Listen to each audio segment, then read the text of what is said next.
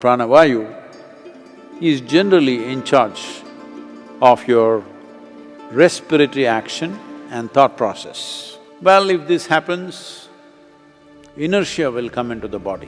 Your prana between the navel and the pit of the throat will not function as it should. Your respiratory action and your thought process and your sense of smell will get lowered. These three are very vital for you to be a vibrant human being.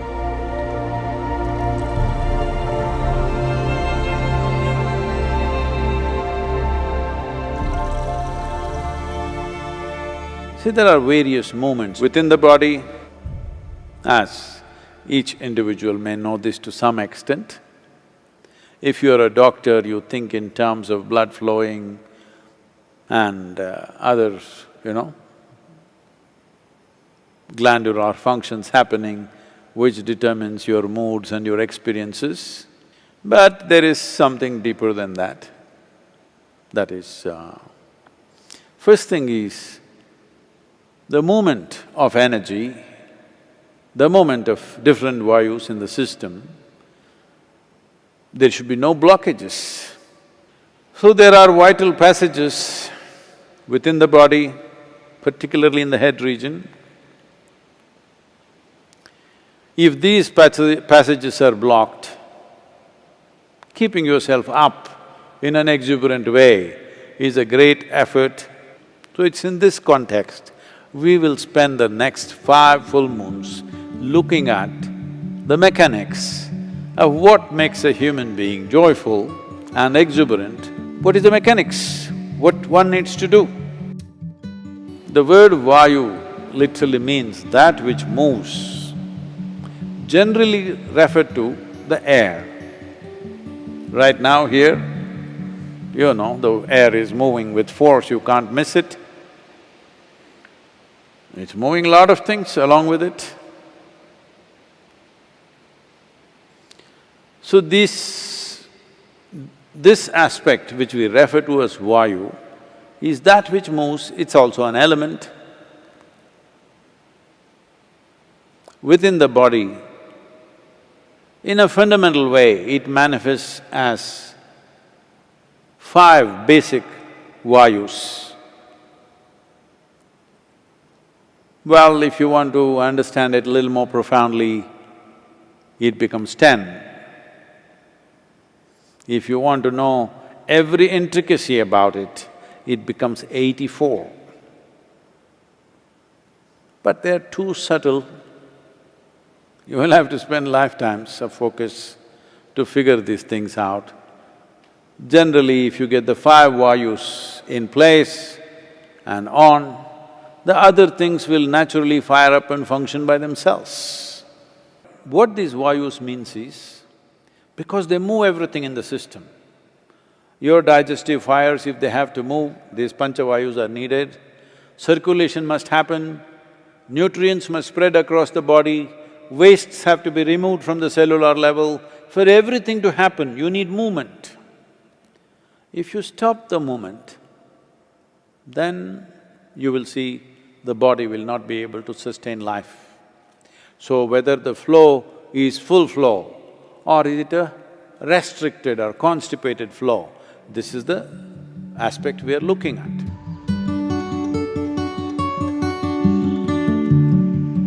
To breathe in the right way, if you watch a child, you would see, if a child is asleep, you will see child breathes in such a way, the breath is largely between pit of the throat to the navel. He doesn't expand the lower belly, he just here and here, not this. Some adults might have developed the habit of breathing through the entire belly. Well, if this happens, inertia will come into the body.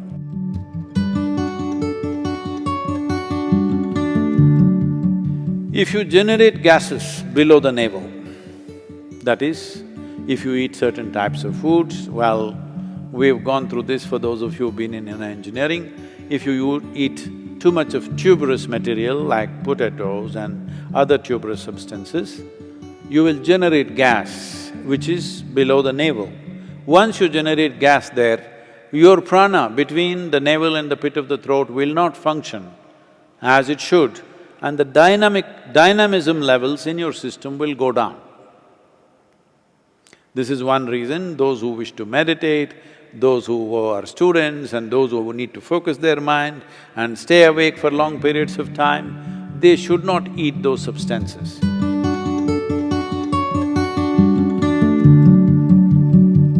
Another reason this is happening across the world today is, as the world or as the fools think they are becoming more and more modern, their food gets older and older and older.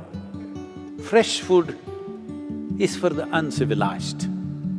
If you're very civilized, you must go to a superstore, buy a box, it has a plastic wrap, take it and throw it, knowing fully well it cannot be biodegraded, and the can is made of something else, usually plastic or aluminum or whatever. From that, if you want, you can heat it in the microwave, which is one more bad thing you're doing, and eat. This may be minimum 3 months old. No, it was in the refrigerator. It is preserved. And they have put preservatives so that it doesn't go bad. That is a double mistake. Now, in the yogic tradition, if you cook anything, maximum within 1.5 hours you must consume it. If there are certain types of items, up to 4 hours is okay. Beyond that, you don't touch. It doesn't matter how tasty it is, how nice it is, you don't touch anything because then you will develop gases in the system. Gas is not only in the stomach that you will feel obviously, but you will develop vayus in the system which will work against your pranavayu. That means your respiratory action and your thought process and your sense of smell will get lowered over a period of time. These three are very vital for you to be a vibrant human being.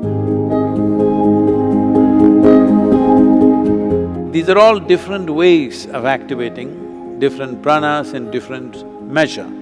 So the simple thing to do for you is maybe 6, 7 minutes, let's say, you will see there is a recharge of energy in the system.